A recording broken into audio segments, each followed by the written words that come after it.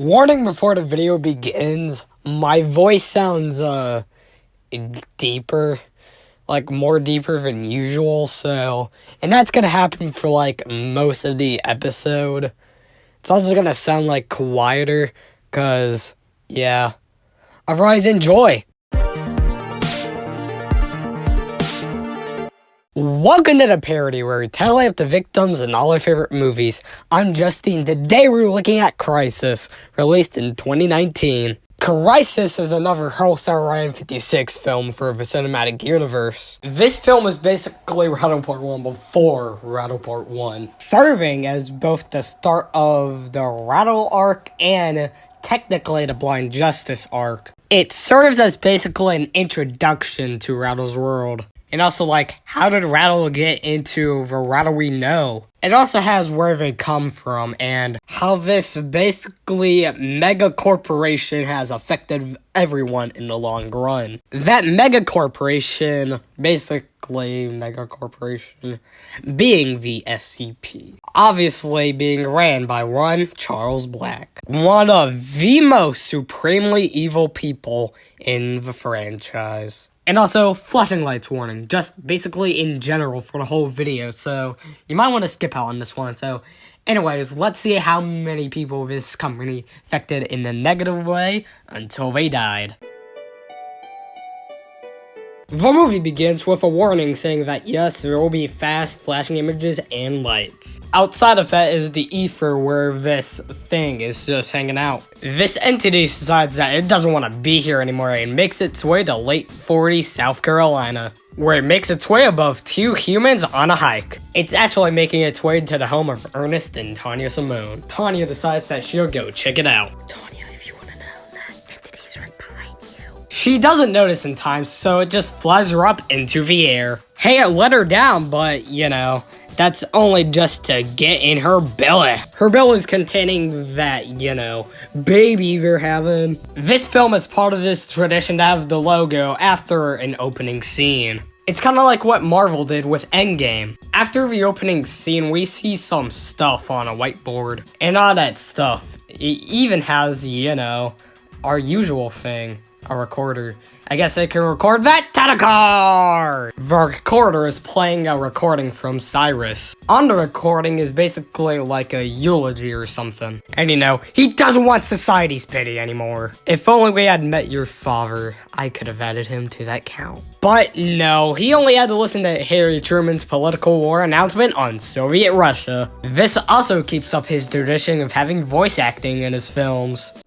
If we falter in our leadership, we may endanger the peace of the world, and we shall surely endanger the welfare of this nation. Great responsibilities have been placed upon us by the swift movement of events. This led to working for, you know, the SCP, where they had performed tests on Ernest. The guy running this all is Charles Black. He's just here to meet him up face to face. He's here so, you know, he can put in notes on Ernest and you know, be part of this revolutionary movement. This is our first enhancement of humans genetically. Charles had been studying genetics and psychology for some time, but, you know, he gets to run it all under this place. Cyrus had worked out all the kinks on increased intelligence, strength, and stamina. But, you know, begin the experiment already. Although it does come with symptoms such as small pinches and chests. Of course, he shouldn't be able to feel any heart rate spikes, and, you know, the serum will just have to feel a tingling sensation. So they inject it into his arm. It kicks in with F-bombs and moans. He tries to cover up the obvious pain by saying it's from his chest. But then he says he can feel the serum running through his blood. And of course they had to grab it on camera. They didn't expect his eyes and mouth to glow, however, and he just starts shaking. Scientist number 2 knows what's going on. His heart rate is spiking. Cyrus tells everybody to go away from him and give him some space. And also says that his body is just adjusting to the serum. It did give him the strength of breaking out of his constraints. He's fine, however. So obviously, while it did have some problems, it was a success. But Charles needs some better stuff, like, you know, not to break out of his restraints. They gotta get him to the observation room room, however, because they still got more tests to do. Hey, they even got the warden here. Hope he didn't come from underground. And like with last time, they also gotta film this one. This test is to see if he can break glass objects with his voice. And this one is also a success. He just did it with ease. Give him another round of applause for success. But soon after that test, they gave birth to Rattle, aka Nia Simone. Since it goes better here and with Rattle Part 1 and soon Rattle Part 2, I'll just call her Nia for these ones, but for films that feature that are not these, I'll just call her Rattle. The third experiment they're having is seeing if he could Hulk smash. Yup, he can, although he's just holding up a couch right now. Success number 3, here's another one! Ernest was ready for action, and they were just about to have Serum X for mass production, but it did come with one fatal flaw. The adult body could not withstand to exposure from Serum X over time, and because of that, Ernest died of cardiac arrest. It was truly devastating for everybody involved, especially Tanya. Because of the death of her dearest love, Ernest, she then soon resigned from the SCP. And when they tried to cover up the death, she just exposed them. And it went really downhill from there on out. He just dragged her in there just so he could just tell her that he doesn't like her. And just so she could rebut and says she doesn't like her back. But, you know, he can't have her ruining their public image. Tanya tells Charles to give her daughter back. However, Cyrus has developed a fear, and because of that, Neil will be the first of many new people. So, you know, he just orders this other guy just to shoot her to death. Oh,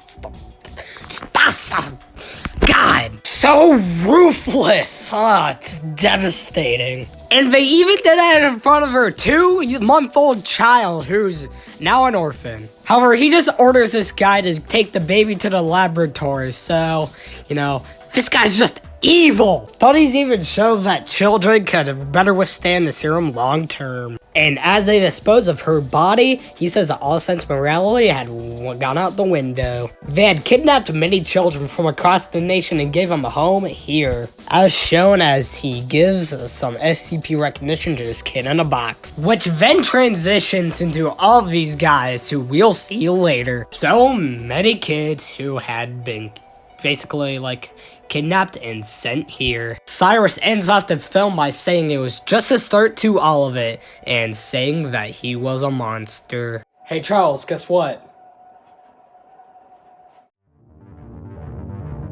Only 2 people died in Crisis, with the victims consisting of 1 man and 1 woman. Seems like that pie chart's a bit more even than I expected. And compared to other Time Heroes films, not including The Dark Knight Genesis, this one has the least, compared to Ember's 25. That's kind of nice. With a runtime of 30 minutes, that left us with a kill on average every 15 minutes even. And this flamethrower will actually go to both of this film's kills. They're both so devastating, and I might give the edge to Tanya at some point, but they're basically dead even for me. So that obviously means no broken pistol. And that's it. Crisis was released in 2019 and only has Rattle Part 1 to accompany it, which I'll look at next week. But until then, I'm not that other guy. You know, not the guy who I named in the description. And this has been the parody. So, thanks for watching this parody. This was actually one of the easier ones to record, since this one was only half an hour long and it didn't have that many bodies to, you know, get account of. So, what was I going to say again at this point in time? Oh, yeah. Thanks for watching.